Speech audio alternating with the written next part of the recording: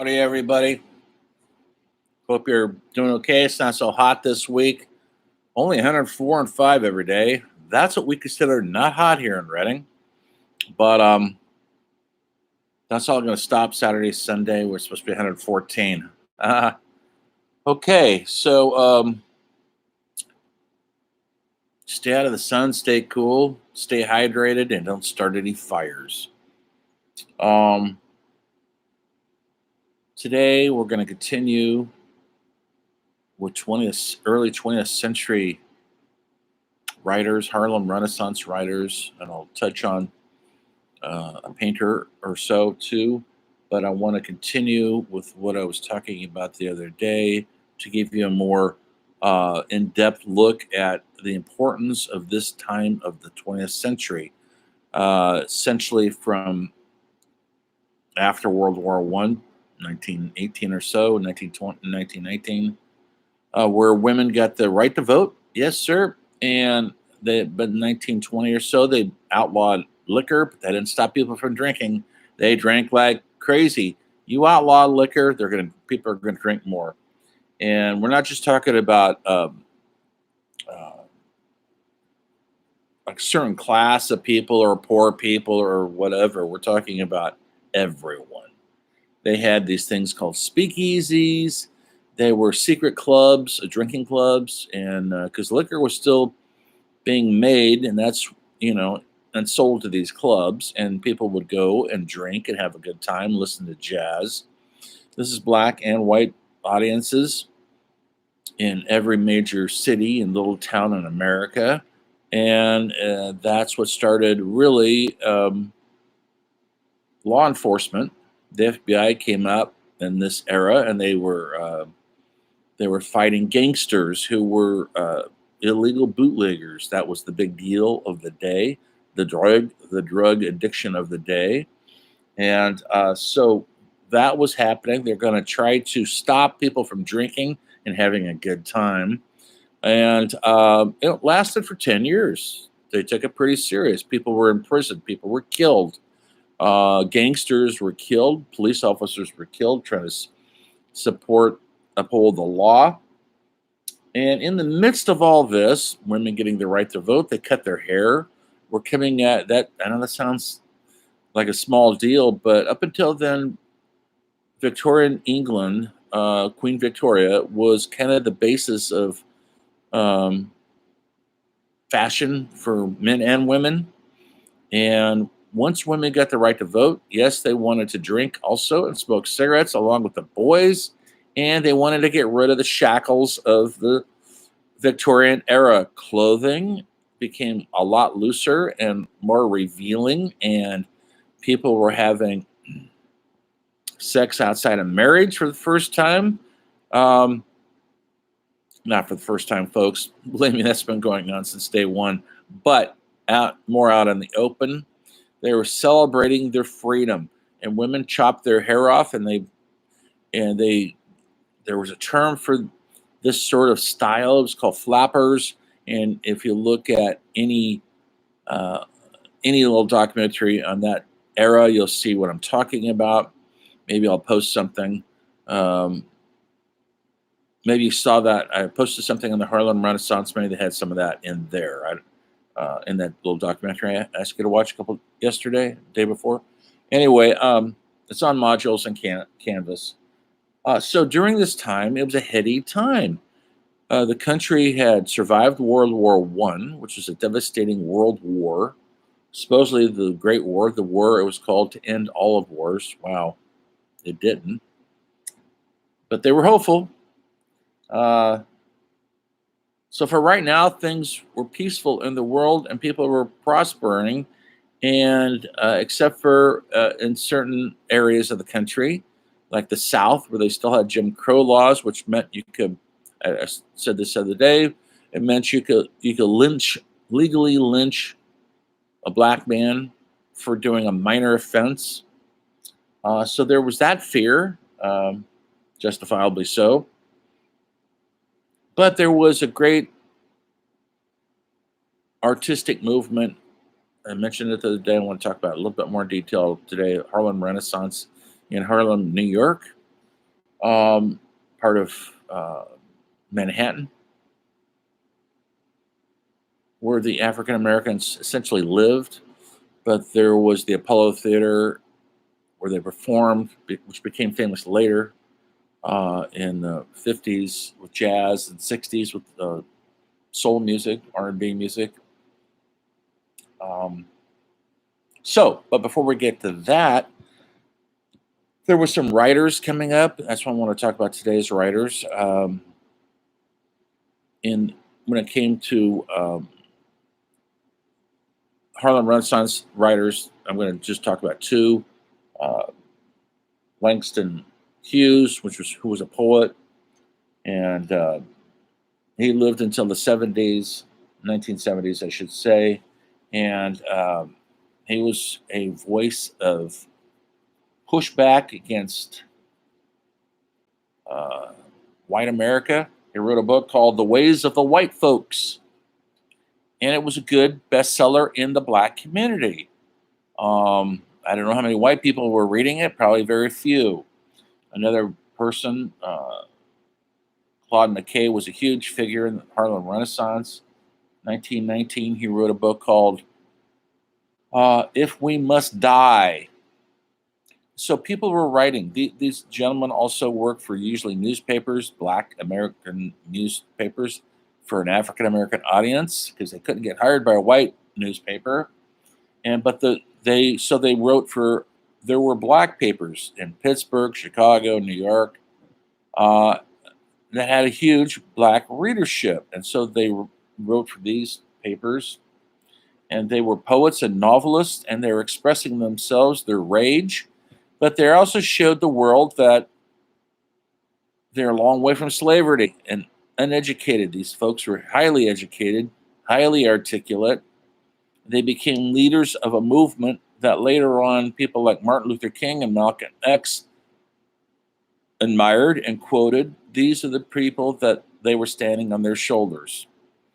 They were the revolution that was happening in America of throwing off the shackles of slavery. There were female writers and entertainers. One of them was Zoa Neely Houston, and she wrote 4 or 5 novels. Her most famous one is The Eyes Were Watching God. Their Eyes Were Watching God. It's seminal, groundbreaking literature novel, not a work of nonfiction, work of fiction. And it got highly noticed, and it's highly admired. And people like later on in 20th century literature, people like Toni Morrison and Oprah Winfrey talk about the influence of this book on them all. But we're not into the late 20th century yet, so I don't want to talk about that yet. There was another aspect was a lot of African Americans didn't feel accepted here in America, but they were for some reason in Paris, France. And so musicians, jazz musicians, writers, entertainers, singers became expatriates in Paris. And one of the most famous one was Josephine Baker, singer, dancer, who later on became a civil rights advocate, but didn't feel the racist nation that she felt here in America. She felt better in Paris. Other people came because of that. And throughout the history of jazz and playwrights and writers, and not just African Americans were fleeing to France, but during the 20s, some very prominent white writers like Ernest Hemingway and F. Scott Fitzgerald, painters like Salvador Dali, Pablo Picasso showed up in Paris. Paris was universally accepting of radical art, and they didn't in this country, we have always had a issue with how much money do you make on your art? Well, there they didn't have that. They just respected the art they were creating, not the paychecks they were getting. In a way, it's still like that. There's still people. I've been a filmmaker for 30 years. That's not very long, folks. I started late. I've never really made any money off it. Not really. I teach, and I love teaching, by the way. But my films have played around the country. I've been in film festivals. I've been on panels with Kevin Smith, if you know who that is, and Hal Hartley. Now, those guys eked out a living somehow in film. A lot of them ended up teaching too, but they kept their films made more money than mine ever did. So I had that's what led me to teaching. But I'm still making films. I'm still hopefully to get my stuff out there. I have no delusion of making much money off of it, but at this point in time, it's all about the film itself and the art. It's not about the paycheck. And that's the problem with modern Hollywood. We're all about paychecks now. That's all we talk about. How much money did that movie make of yours? Like that means it's a good movie. I just thought I'd throw this out there, guys, when I teach the film section. You know how much money McDonald's has made? Billions. Is it really considered good, healthy food? Think about it. Anyway, so we got Langston Hughes. We got radical thinking in the African American community. And finally, African American audiences had somebody to look up to, like these Black authors and entertainers and jazz people like Louis Armstrong and Duke Ellington, who were coming up in the 20s, inventing a style of music called jazz, which is an American idiom. And they were playing them in these speakeasies where people were drinking illegal booze, where gangsters were selling the illegal booze, where the FBI was trying to shut all the fun down. That's how they do. They're a buzzkill. And that did not work, by the way. But for 10 years, it was a thing. Maybe you've seen the movie The Untouchables or a TV series. That's what it was about. Those guys are trying to get rid of all the beer. Can you imagine? Anyway, some people think the Harlem Renaissance essentially lasted from 1918 to 1937 or so. Technically, maybe it did, but some people think it's still going on. Why not? I mean, we have African American filmmakers working in New York, maybe not living in Harlem, but you could call it the Renaissance. African American Renaissance doesn't have to be Harlem Renaissance. And people like Spike Lee and Denzel Washington are doing their thing out there in a very meaningful way. And New York City just voted a black mayor, folks. So maybe the Renaissance is still going on. Why stop it now? We have 8 years ago, we had a black president. Do you remember? So why can't call it the African American Renaissance? It's going to continue, folks. Anyway, but for all intents and practical purposes, I'm talking about the early 20th century, mid 20th century, of when it was flourishing and beginning to rear its head out into the world. And it was getting noticed by the world. And now we have current African American writers like Colson Whitehead, who won the Pulitzer Prize for his Underground Railroad. Maybe you've seen it, because it's been a miniseries on, I think, Netflix. It's on there right now. But he's written several wonderful books. He actually came here to Reading, spoke at Shasta College. I had the pleasure of seeing that speech. He was a funny, funny guy. He was almost like a stand-up, really personable, and born and raised in kind of privilege in New York City.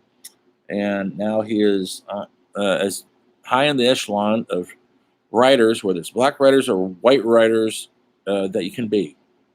Then there's playwrights like Susan Laurie Parks, who I mentioned last week, or the other day, sorry. playwright who's also won the Pulitzer, who's written a dozen really groundbreaking plays.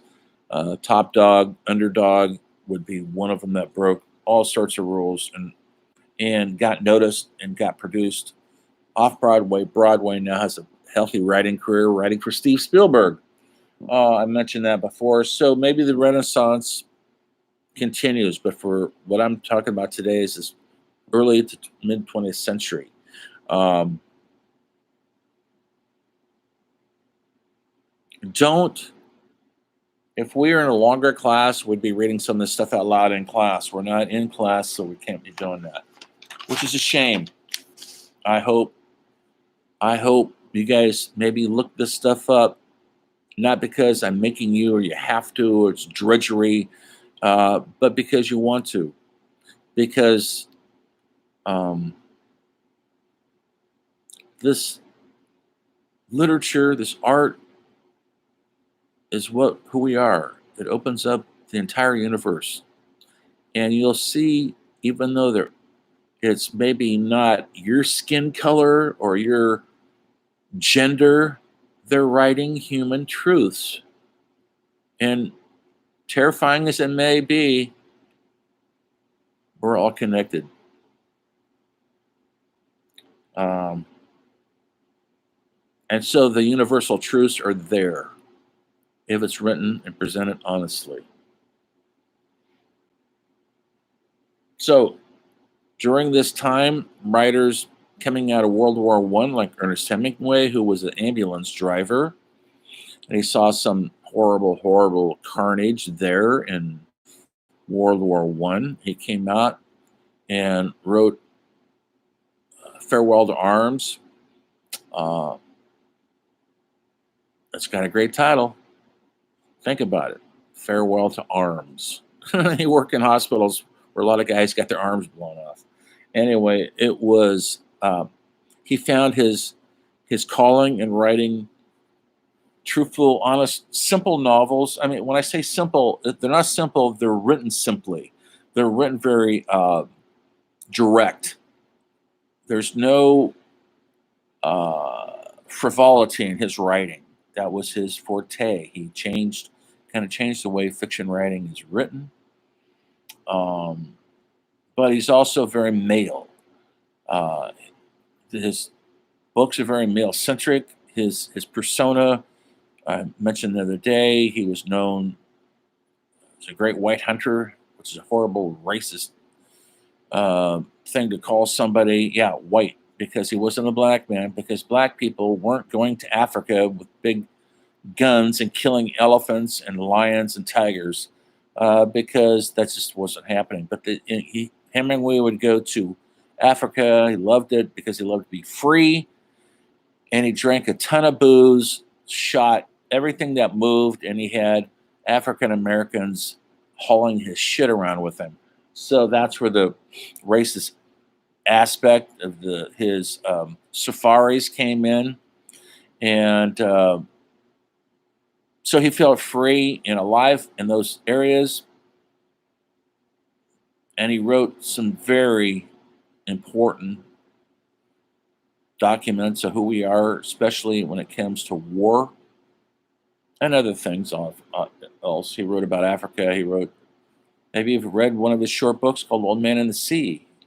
He lived in Cuba for many years because he could be free there. This before communism took over there. He lived there in the 40s and early 50s, and then once communism came, he had to leave. Once Castro took over, but it was he was free there. He could express himself. He could drink all he wants. He could be free, live in a great house for very little money. And he liked the rugged atmosphere, and he was a great outdoorsman, and he did a lot of fishing. And so after Cuba, he moved to Key West in Florida and had a place there for many, many years until that got kind of overrun with artists and tourists. And so then he fled to Ketchum, Idaho, which is where he blew his brains out. But he started off a literary movement that we're still feeling his effects to this very day. I suggest you watch the Ken Burns documentary on Ernest Hemingway. If you know who Ken Burns is, the director, you'll learn a lot about Hemingway. And even though I thought I knew quite a bit, I didn't know that sometimes he perhaps was a cross-dresser. Some of his wives testified that he liked to wear a dress when he was getting intimate. Is that might explain the uber macho persona he pursued, because he was trying to, maybe ashamed of that. But he did have a son, and one of his sons was what they call a transsexual. His son got arrested several times, dressed as, there used to be against the law, folks, to go out dressed like a woman if you're a man. You could actually get thrown in jail for it. And his son was, because they figured you were a pervert. It's a perversion. And his son, who he was close to, was arrested several times.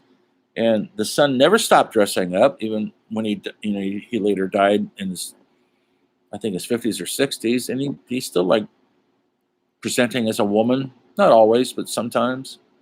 So here we have this macho male writer who maybe like to cross-dress himself, but had a son who definitely was publicly out, because he got in the press quite a bit and embarrassed Papa Hemingway. Hemingway was a complicated artist, and he believed in the written word like a religion. And so did other writers of the early 20th century, mid 20th century.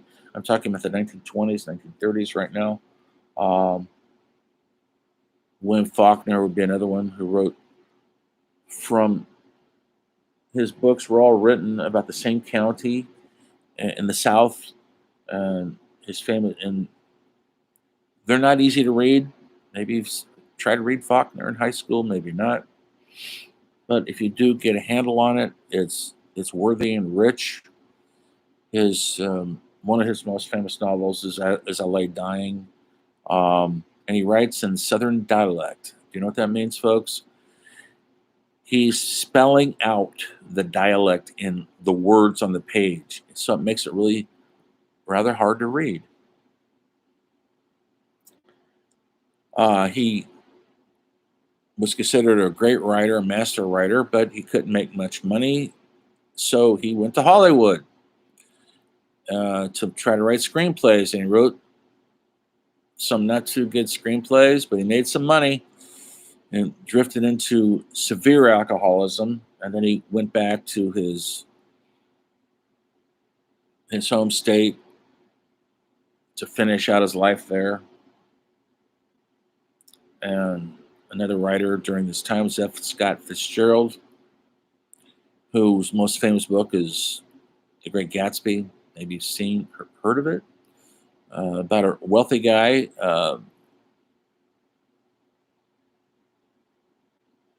living on a fictitious island, Long Island. It was Long Island in New York, but they named it something else.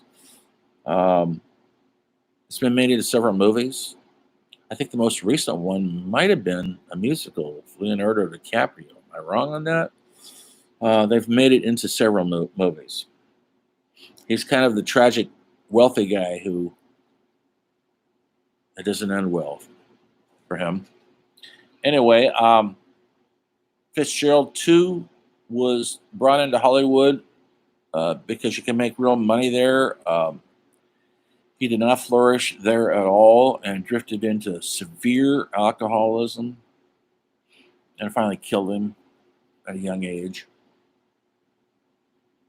Then there's John Steinbeck, who wrote, to me, some of the greatest works in the history of fiction: Grapes of Wrath, East of Eden,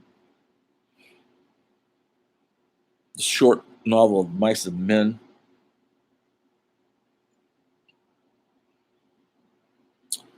and many, many more. He didn't die of alcoholism, folks. He lived and died regular old age. And he wrote about the small common man in the Salinas Valley, which is south of here, farming country. East of Eden is set there. Grapes of Wrath is sort of set there. It's about the Dust Bowl. When that happened in the 30s, people came from the Midwest because of the Depression and the dust storms that literally blew all the farms away almost. And they came out west to pick fruit and to start new lives in California. Classic, beautiful novel made into a great John Ford movie with Henry Fonda, Grapes of Wrath. East of Eden was made into a wonderful movie by Elia Kazan, the director, and starring James Dean. Maybe you heard of him in the 50s. Anyway, these are seminal literary works that changed a seismic shift in how we view ourselves. That's how important writing was at one time. Now, this is long before everybody had a smartphone to do YouTube videos and all that. The written word was everything. It takes discipline. My master's degree is in writing. I still write. I'm writing a novel now. Who's going to read it? I have no idea. I don't care. I got to write it for myself. You write because you have to. You don't have a choice. These guys didn't have a choice.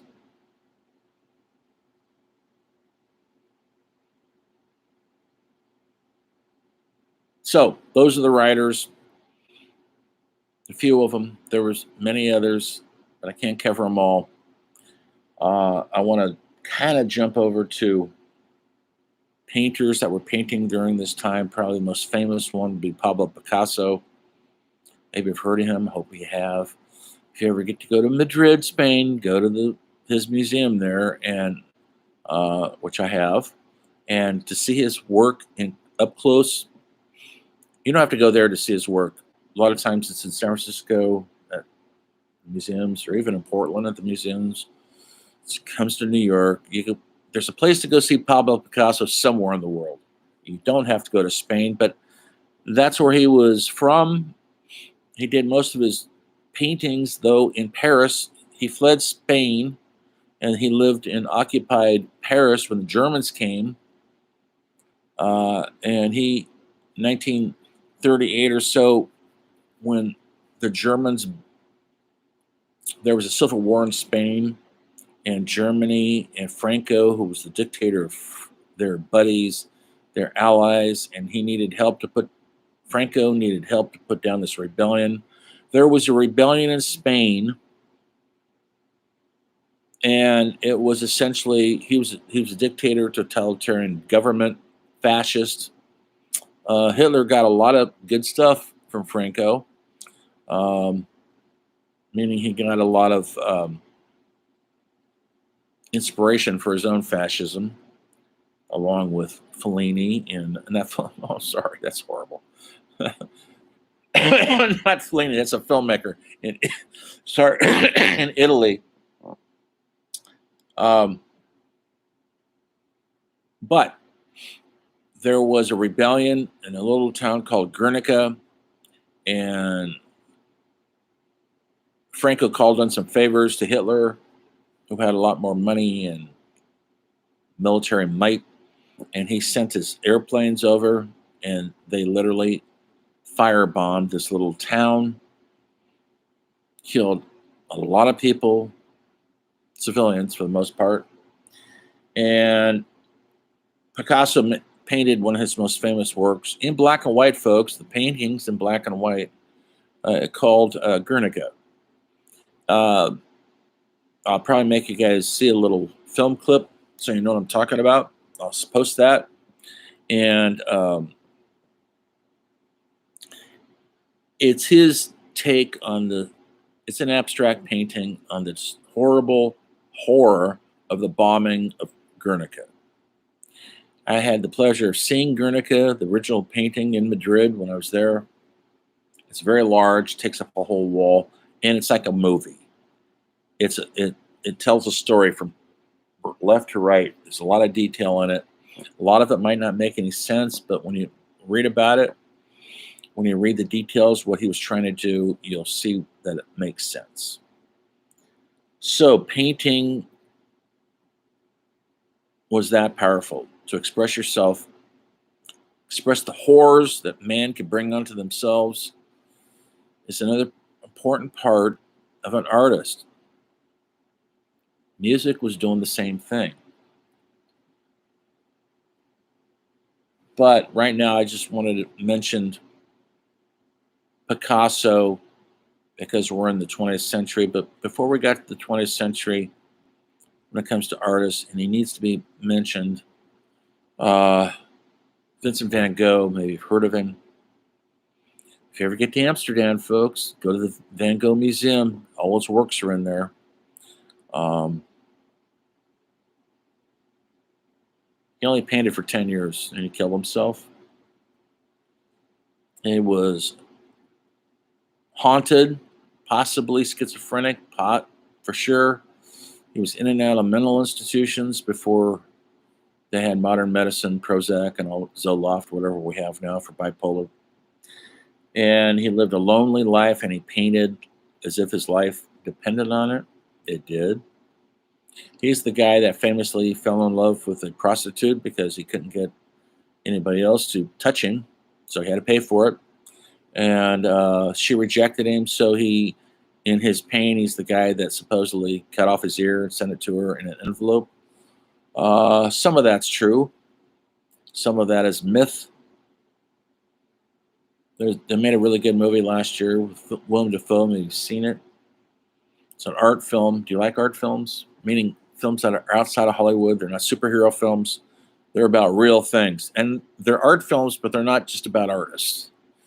Julian Schnabel, who's a painter, is a director, and he mostly makes his movies about artists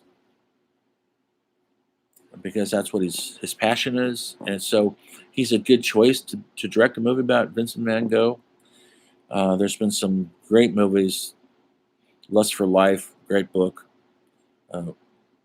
Great Vincent Minnelli movie in the 50s with Kirk Douglas was wonderful as Van Gogh.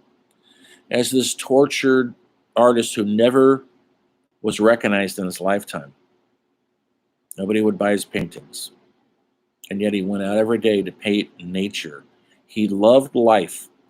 So many artists, writers, movie directors, musicians are so sensitive about the life around us with either humans or nature that it's almost too much for them to bear.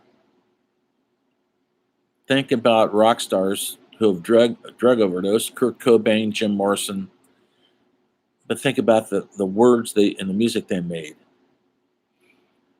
Jimi Hendrix. And before them, there was Mahler and Mozart. None of them died of old age, folks. They were tortured. Why are they tortured? Do they have to be tortured? Not necessarily.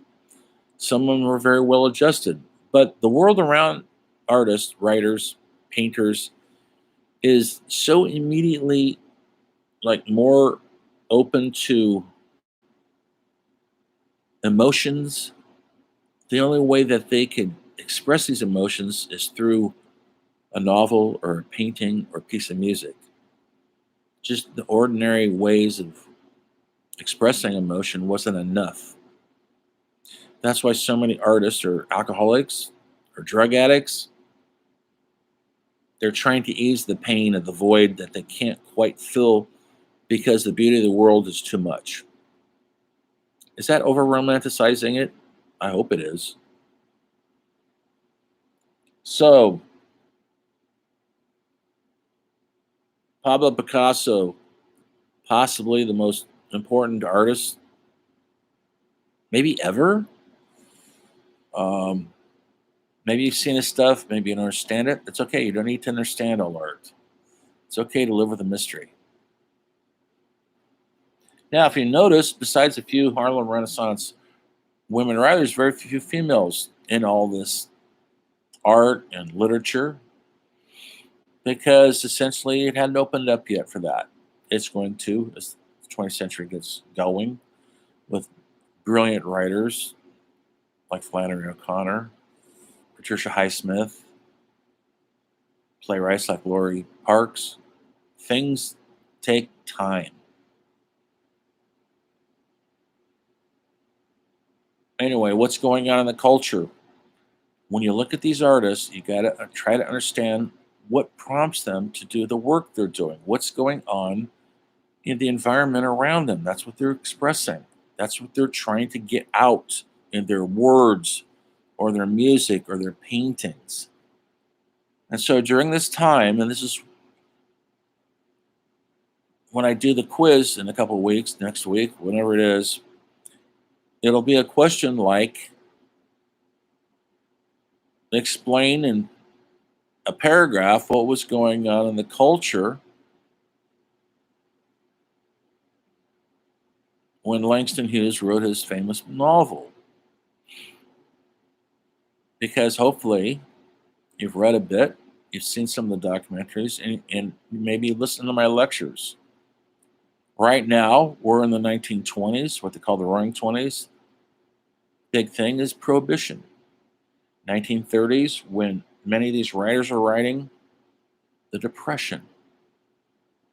Hollywood changed in the Depression. They made movies to try to get people to go to them, even though they didn't have jobs or they couldn't pay their rent, but Hollywood still wanted their money.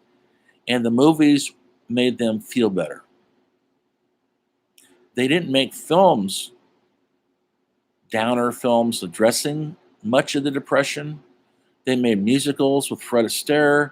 They made horror movies with, Boris Karloff as Frankenstein. They made westerns with John Wayne, but they didn't directly reference the Depression because people were already depressed enough. Hollywood figured out they always know how to make money. In the 1920s, silent films were still a huge deal. And people like Charlie Chaplin, Harold Lloyd, Buster Keaton were making these comedies that were huge, huge hits. These guys became millionaires.